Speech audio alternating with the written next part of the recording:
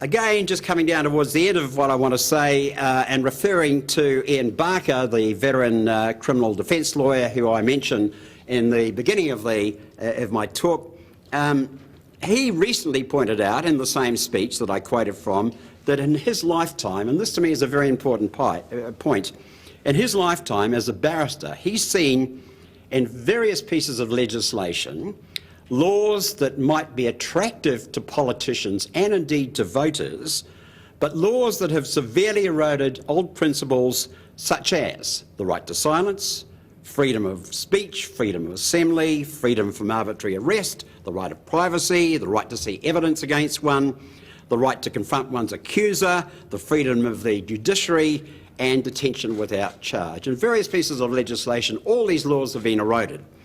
Now we add on to that list laws that stop people from associating with each other. Where does it stop? Where does it stop? How many liberties do we have to forsake to preserve the illusion that we are safer in our homes or on the streets?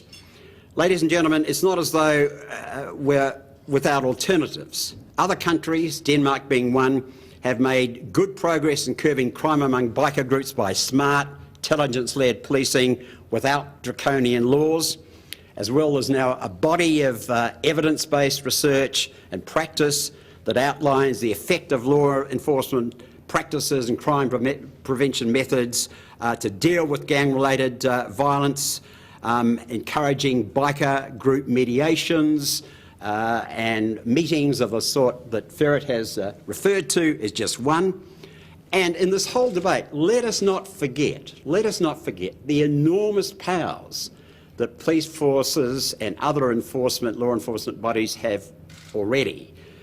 Every state has considerable electronic monitoring powers.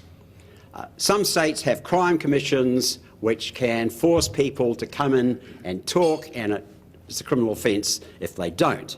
These are enormous powers to deal with organised crime, which we've got already.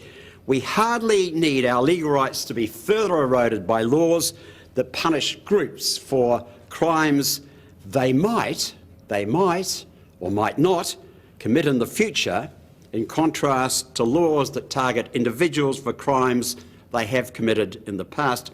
Finally, ladies and gentlemen, even the devil deserves a trial.